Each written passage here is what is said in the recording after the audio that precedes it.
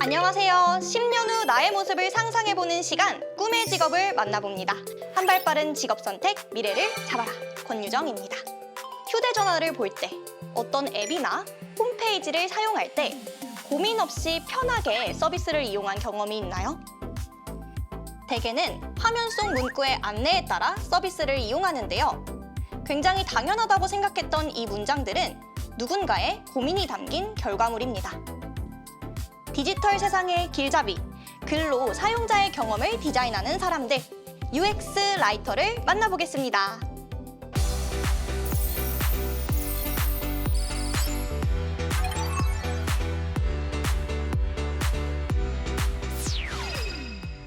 안녕하세요. 자기소개 부탁드립니다.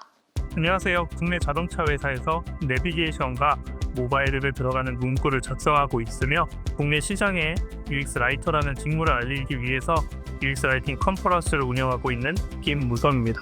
네, 반갑습니다. UX 라이터라는 이 직업이 전 정말 생소한데요. 보통 문구를 작성하는 일이라고 하면 카피라이터를 떠올리기 쉽거든요. 그러면 이 UX 라이터는 구체적으로 어떤 일을 하나요? 좀 쉽게 설명드리는 게 좋을 것 같은데요. 휴대폰 앱에 들어가는 글씨를 쓴다고 생각을 하시는 게 가장 이해하기 쉬울 것 같고요. 그래서 사용자가 휴대폰에서 앱을 쉽게 사용하도록 돕는 문구를 작성하고 다듬는 직무라고 생각을 해주시면 좋을 것 같습니다.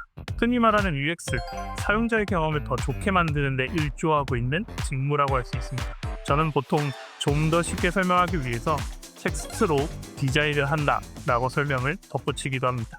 텍스트로 디자인을 한다는 말이 인상 깊은데요. 글을 쉽게 잘 쓴다는 것 이상의 의미인 것 같습니다. 실제로 이 라이터라는 직업명 때문에 하루 종일 글만 쓴다고 생각을 했는데 이 UX 라이터의 하루 일과는 어떻게 되나요? 라이터라는 직무명 때문에 글을 쓰는 시간이 많을 거다라고 결론을 내리기도 하는데요. 실제로는 그렇지 않고요. 기술적으로 구성되어 있는 기계적인 언어들을 효과적으로 이해하고 파악하는 시간을 상당히 많이 할애하고 있습니다. 그러다 보니 기술적인 언어를 제가 잘 이해했는지 물어보고 그리고 저희가 쓴 문구를 사용자가 쉽게 이해할 수 있는지 기능 담당자와 함께 논의하는 시간도 거치기 때문에 상당히 많은 시간을 회의에 쏟고 있습니다. 자, 그러면 이 직업의 또 다른 매력은 어떤 것들이 있을까요? 실제 변화가 눈에 확확 들어오다 보니까 내가 한 작업의 결과물을 그 즉시 확인할 수 있다는 점이 저는 좋은 면이라고 생각을 합니다. 디자이너, 개발자, 서비스 담당자 등 다양한 직군과 함께 일하다 보니까 자연스럽게 알기 어려운 내용도 이해를 하게 됩니다. 즉, 사용자가 이용하는 서비스에 대한 전문적인 지식을 습득할 수 있습니다. 하나 여쭤봐도 될까요? 지금 세대는 AI와 함께 성장하고 있는데 이러한 상황 속에서 이 UX 라이터의 미래가 궁금합니다. 다양한 생성형 AI가 발전하면서 가장 위협받는 직무 1순위 아니냐는 질문을 많이 받게 되는데요.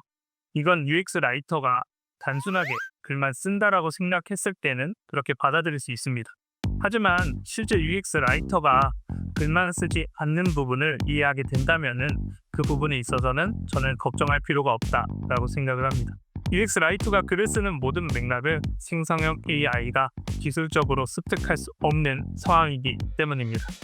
그래서 현재로서는 생성형 AI는 UX 라이터의 친한 친구라고 말할 수 있는데요.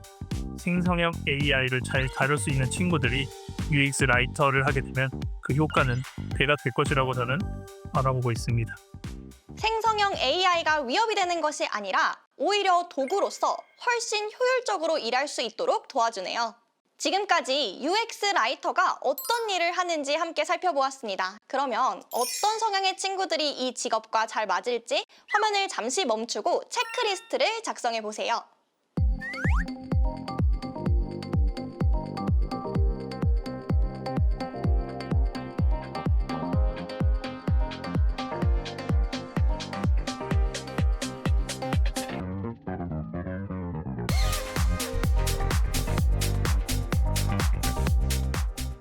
네, 연구원님의 체크리스트를 함께 살펴보았습니다.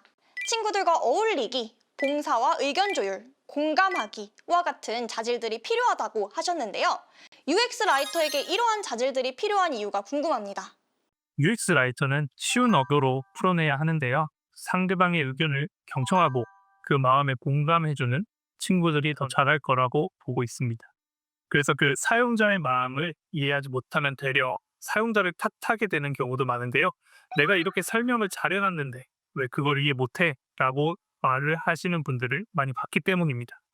그리고 글쓰기는 기본이기 때문에 글자를 좋아하는 친구여야 저는 더 잘할 수 있다고 생각을 하고, 다만 의자에 오래 앉아 생각할 수 있는 능력은 좀 필요하다고 보고 있습니다. 복잡한 구조로 짜여진 기술을 쉬운 언어로서 풀어내는 것이 상당히 어렵기 때문입니다. 소통 능력과 함께 관찰하고 탐구하는 능력이 필요하다는 말씀이네요. 자, 그러면 지금 중학생들 중에서 이 UX 라이터를 꿈꾸는 친구들이 어떤 활동들을 하면 좋을까요? 중학생 여러분들이 한창 스마트폰을 많이 사용하는 시기이잖아요. 특히 앱이라고 불리는 서비스들이 있는데요. 그 서비스들을 천천히 살펴보는 것을 추천드립니다. 어떻게 어려운 기술을 쉽게 풀어서 설명하고 있는지, 어떤 형태로 어려운 말들을 쉽게 전달해주고 있는지 확인해보는 것이 중요합니다. 그것들을 하나씩 정리했을 때 나만의 것으로 만들 수 있는데요. 정리한 후에 또한 나만의 언어로서 바꾸는 연습이 필요합니다.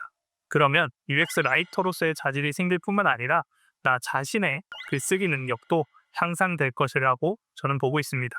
그래서 많은 사람들이 세상에 널린 글을 요약하는 건 잘하지만 내 생각으로 변환해서 쓰는 것은 정말 못한다 라고 저는 보고 있는데요. 특히 내 생각을 덧붙여서 쓰는 일은 한층 더 어려운 일이라고 할 수 있습니다. 그리고 현직 라이터가 쓴 책을 읽는 것을 가장 추천드립니다. UX 라이터가 어떤 일을 하는지 쉬운 비유와 설명으로 잘 적힌 책들이 많이 있는데요. 관심이 있다면 친구들과 함께 하나의 챕터씩을 맡아서 살펴보는 것도 저는 추천을 드립니다.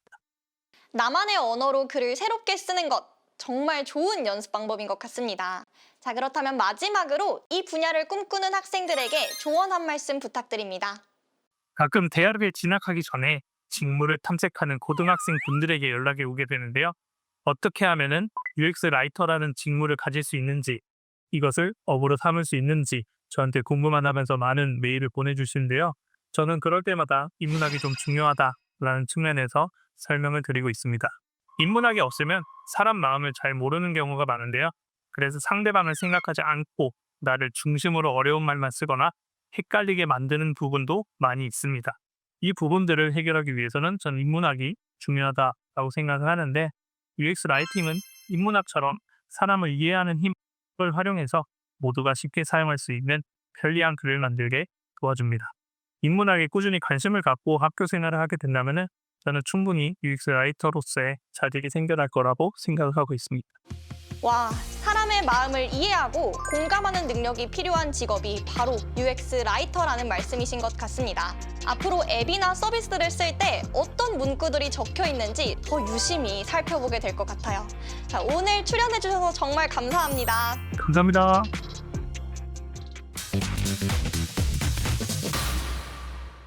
어려운 기술을 쉬운 말로 알려주고 사용자의 입장에서 끊임없이 고민하는 UX 라이터를 만나보았습니다. 기술이 아무리 발전해도 사용하는 것은 결국 사람입니다. 그래서 사람을 이해하는 힘인 인문학의 가치가 더욱 중요하다는 생각이 듭니다. 타인에 대한 관심을 바탕으로 한 글쓰기야말로 세상을 좀 더 편리하고 따뜻하게 만들지 않을까요? 한 발 빠른 직업 선택, 미래를 잡아라! 다음 시간에도 더 흥미로운 직업으로 찾아뵙겠습니다. 안녕!